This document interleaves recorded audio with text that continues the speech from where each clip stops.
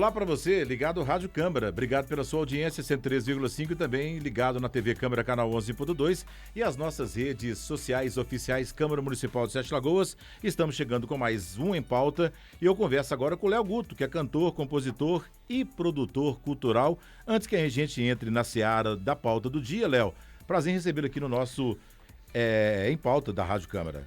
Ô Edmilson, prazer é todo meu. Obrigado aí pela oportunidade, né, de falar um pouco do nosso projeto aqui para Sete Lagoas e agradecer aí a audiência da Rádio Câmara aí por mais uma tarde. Léo, se a gente for bater um papo aqui sobre a sua carreira, a gente vai passar o final de semana de boa.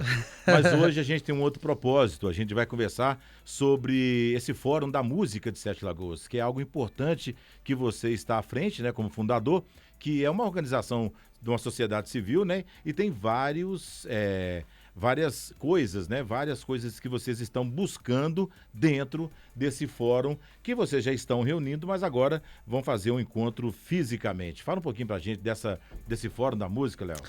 Claro, então, é uma organização, né, da sociedade civil com o objetivo realmente de fomentar e difundir essa ideia, né, de organização para o setor da música em nossa cidade. A gente diagnosticou com o passar dos anos aí que somos a maior manifestação cultural e artística da cidade, né? Em referência a outras manifestações artísticas como teatro, dança. A música é a maior manifestação cultural da cidade e ela tem muito pouca organização, né? Muito pouca coletividade. Os músicos naturalmente tendem a ter uma carreira mais isolada, mais individual, e esse movimento tende a concentrar, né, essas manifestações para que a gente consiga trabalhar de forma organizada. E aí vai ao encontro, né, Léo, de quando você se une, né, fortalece a classe e isso favorece mais até mesmo o poder público e esses projetos que vêm do governo, né? Quando você tem uma classe bem organizada, é o que você está tentando fazer com o fórum, né? Exatamente. O objetivo é que a gente ganhe poder, né? Poder político mesmo, para poder pautar políticas públicas para o setor. Então, quando se fala em poder político, muitas vezes se pensa em apenas eleição eleitoral, e não é verdade, né? O poder político ele emana da população organizada. Então, quando a população se organiza e coloca em pauta os seus anseios, o poder público passa a nos ouvir, né? É melhor do que trabalhar de forma desorganizada, onde cada um tem uma pauta individual e essa pauta às vezes não rompe essa barreira aí de contato com o poder público. Fica muito pulverizado, né? Exatamente, o poder público não consegue diagnosticar de forma precisa quais são as atuações, né, que ele deve agir. Quais são, e você tem que visualizar, né? Quais são e quem são, né? Porque, na verdade, essa classe é uma classe que sofreu bastante e quando entra a política, sempre fala, porque a pandemia, o artista, o músico sofreu muito, né? Essa classe. Porque a política pública precisa ajudar a cultura. Mas eu percebo que quando precisa de fazer um corte, passar o facão, primeiro que sobra vamos tirar da cultura, vamos tirar do esporte, né? E vamos priorizar, claro, que tem que priorizar a saúde, educação, claro. Mas a cultura sempre é a que sofre mais, né? E você reunindo essa turma agora, Léo, quantos você já conseguiu angariar para esse fórum? Essa turma que está sempre reunindo. Só queria deixar claro aqui que não sou eu sozinho, né? Eu tenho meus parceiros também que estão me ajudando aí nesse momento. É o Rodrigo Barbosa, a Luciana, que são membros do Conselho de Cultura, assim como o Toninho, Edu e vários membros que estão ali na comissão de organização desse fórum, né? Mas a gente já conseguiu colocar 236 pessoas ativas no grupo, participativas, né? A nossa reunião que teve mais quórum, teve mais de 50 pessoas online. E a gente está partindo agora para o encontro presencial, onde se espera ter mais de 80 pessoas presentes, que são os confirmados até o momento.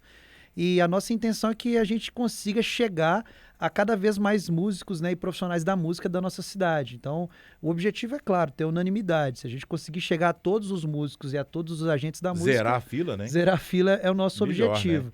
Mas quanto mais gente estiver engajada nesse momento, para a gente também é significativo. Você já vinha há quanto tempo organizando essa turma com esse fórum?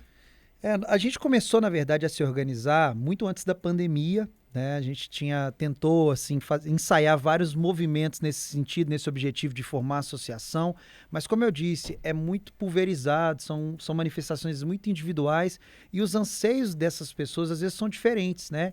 Só que agora é um momento pós-pandêmico, a gente teve uma noção real do impacto que essas políticas públicas têm na sociedade. quando chegou, por exemplo, os recursos da Lei Aldir Blanc, que vários músicos que estavam há muito tempo parados conseguiram dar sequência aos seus projetos, a maioria se conscientizou dessa necessidade de união em torno desse objetivo comum, né? Os objetivos individuais eles passaram a ser secundários, porque o objetivo passou a ser a unidade do setor. Então, acho que agora é o momento mais propício para a gente pautar essa discussão. E esse fórum, Léo, é só da música, são só para músicos? Na verdade, não, assim, né? A gente chamou de Fórum da Música porque inicialmente a gente pretende trabalhar com a nossa classe, né? Organizar a nossa classe. Mas profissionais que atuam no setor da música podem ser entendidos de diversas formas, né? A gente tem, por exemplo, advogados que trabalham com direitos autorais, a gente tem engenheiros de áudio, a gente tem vários profissionais que empenham atividades dentro do universo da música, radialistas, DJs. Então esse é um momento que a gente pode falar assim, da música, mas ele abrange grande parte do setor cultural. Você está debruçado agora nesse tema, né? Que é o tema da música e do artista em geral com esse fórum, que eu acho muito importante, porque essas iniciativas, elas fortalecem, além de fortalecer muito a classe, ela abre um leque de opções. Principalmente quando a gente tem aí as leis, né, que vêm do governo federal. Por exemplo, a Aldir Blanc, né, que pode voltar em 2023, tem uma grana também chegando agora para a Prefeitura de Sete Lagoas, que é da Lei Paulo Gustavo, que também abrange um pouco a classe, e tem também a Lei Municipal, que pode dar um start aí, que é muito interessante. Quando você tem uma galera organizada, fica mais fácil você chegar e falar assim, olha, eu quero um pedaço dessa fatia. Porque você, igual disse, é pulverizado individualmente, tudo fica mais difícil, né?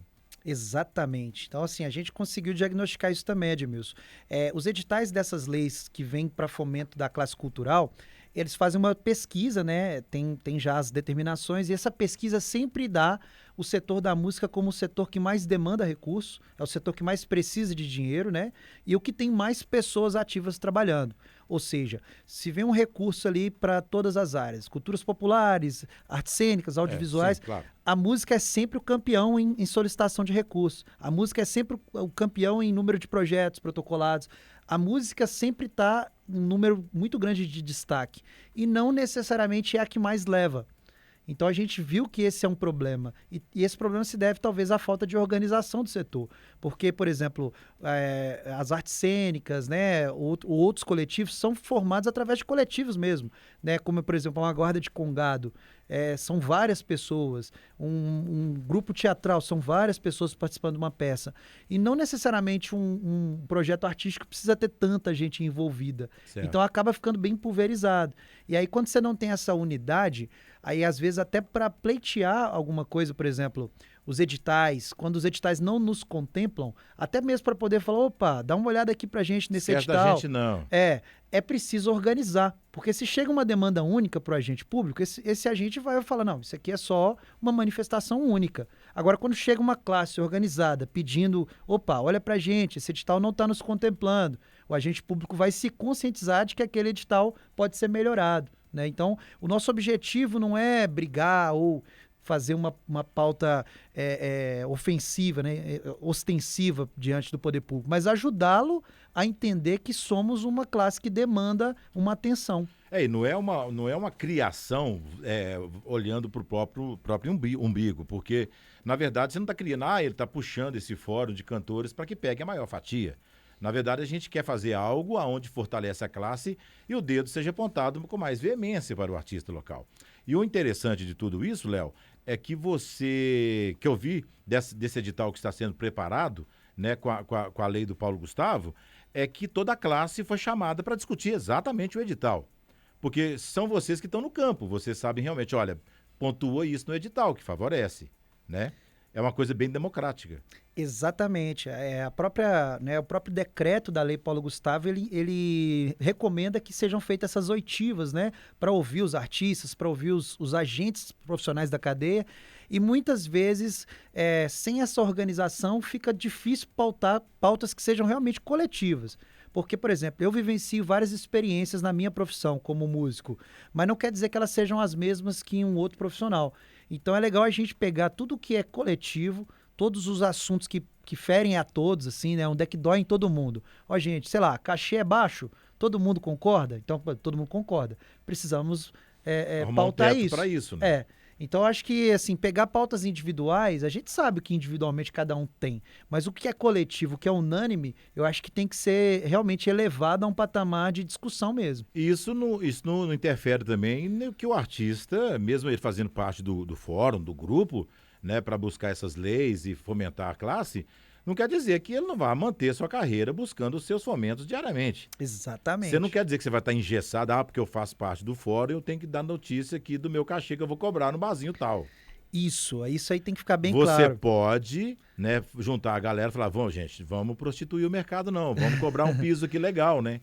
Que isso é Cara, bom para todo mundo, né, Léo? Cara, isso foi muito bom você ter falado, agradeço inclusive, porque é um motivo de dúvida, né?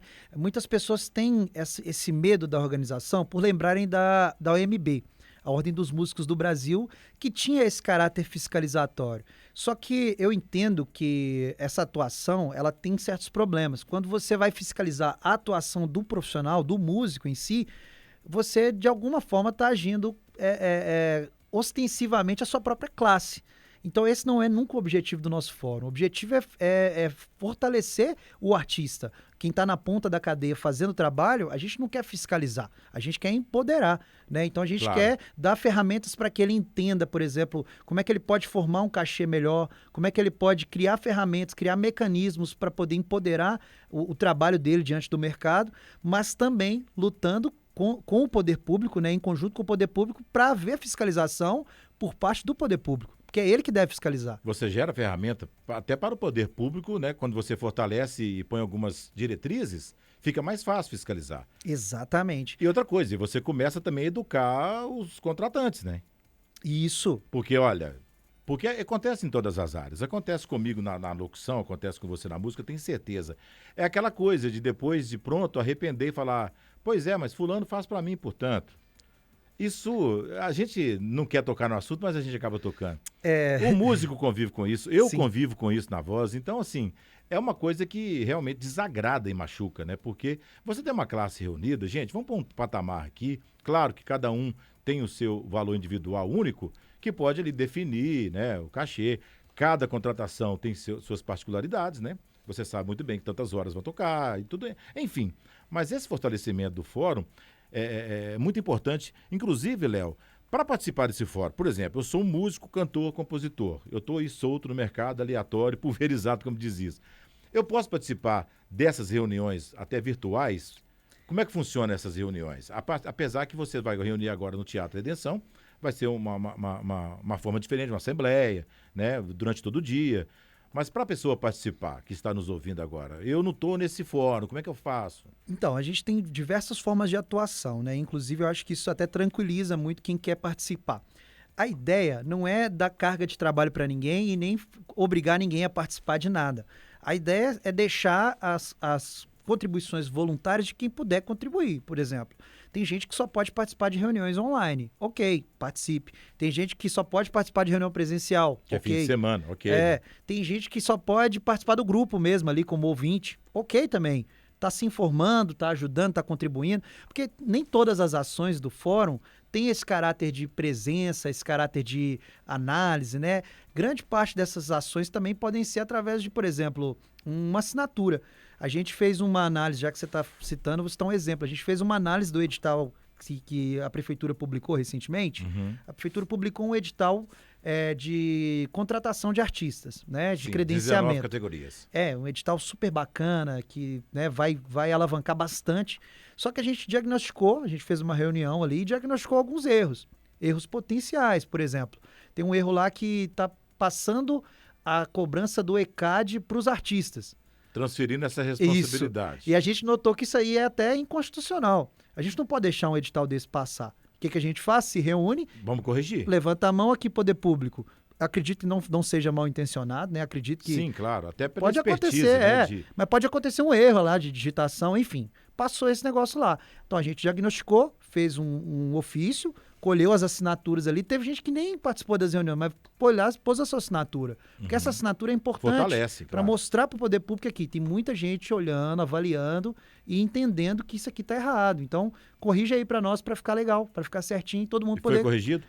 Ainda não, mas acredito que vai, porque, né, em breve a gente vai ter um retorno. Porque na verdade o edital só pode ser publicado a partir do momento que o dinheiro esteja no caixa do poder público, da prefeitura.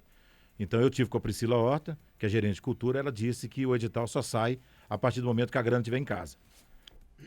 Desculpe. E isso é interessante, porque a classe vai dar palpite, a classe vai detectar os erros. Exatamente. Não é quer dizer que o poder público, com toda a sua expertise de advogados, do jurídico, não vai entender totalmente do assunto. E é por isso que fica democrático, né? Eu posso participar, detectou esse erro, vamos corrigir.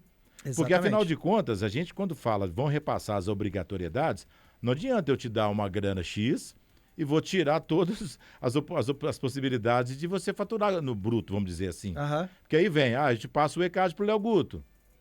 Daí a pouco eu passo a água mineral pro Léo Guto. Eu passo a tenda, eu passo o som. Não é assim, né, Léo? Então são detalhes, a gente está falando aqui entre aspas, claro, mas isso é importante, porque afinal de contas, esse corte, né, no caso que você disse aí do ECAD, ele precisa ser revisto, né? E ser transferido para a fatia maior, né? Sim, eu acho que acontece o seguinte, muitos desses editais, eles são parte de outros editais já publicados, né? Acho que ninguém faz nada do zero, então Sim. sempre tem. Aí às vezes acaba passando mesmo ali, batido um erro ali, sempre acontece. Só que se não houver um estudo, uma adequação, a classe toda se reunir, o que pode acontecer depois? Eu já vi acontecendo. Vai lá, publica o edital, todo mundo se cadastra, todo mundo lá. E aí, quando sai o resultado, fica aquele monte de gente que não passou insatisfeitíssima. Aí vai falar, mas foi roubado. Mas tem Sempre existe essa possibilidade. Sempre vai rolar. E aí, o que eu tô... A nossa consciência, o que a gente está gerando na galera? Eu falei, pessoal, o momento da gente reclamar é agora. É antes do edital ser publicado, antes da data finalizar. Por quê? Ninguém escreveu o projeto ainda. Então, reclama que está errado agora.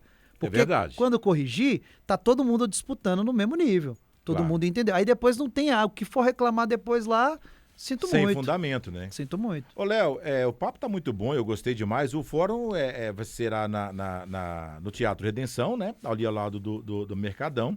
Você vai reunir essa galera no próximo sábado, né? Amanhã é dia 24. 24. Aí você reúne amanhã com essa turma, mas depois a sequência continua nos virtuais, né? Exatamente. O encontro de amanhã é um encontro chave, porque é o seguinte, a gente vai começar o dia com uma programação muito boa para quem quer realmente obter formação, né? A gente vai começar com um painel de planejamento estratégico de carreira artística, e nesse painel a gente vai contar com o Rodrigo Barbosa, que é um grande aliado nosso aqui de Sete Lagoas, o Léo Moraes, que é CEO da Autêntica, uma grande casa de shows de Belo Horizonte, e a intermediação do Rony Magnus, que também é um empreendedor aqui da cidade, idealizador de Santa Helena Valley. E logo, logo a gente tem já um outro painel que é de editais e projetos culturais, com a minha mediação, né?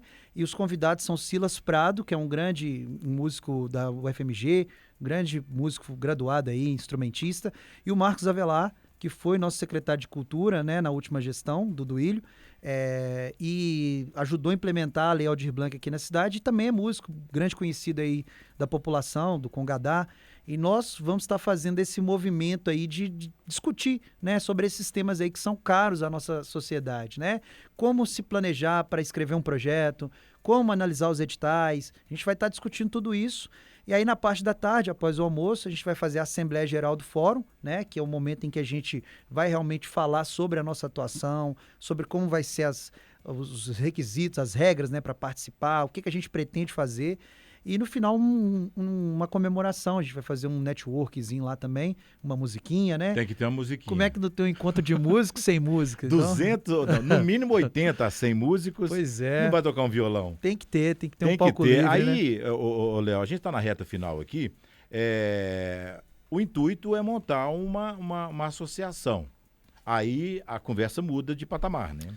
Isso, assim... Eu saio de um fórum, eu pego essa galera, eu tenho uma associação, CNPJ... Isso, na prática, a forma de organização, ela já está acontecendo. Nossa pretensão é realmente se organizar dessa forma mesmo, virtual, de forma mais leve, mas o CNPJ, a formalização da associação, ela nos dá um grande poder político, né? Como eu ia dizendo anteriormente, poder político para poder realmente captar recursos, porque o terceiro setor ele tem essa função de agir onde o poder público não age, né? As associações de bairro, as associações, elas podem captar recursos, inclusive, para fazer o que o poder público não consegue fazer.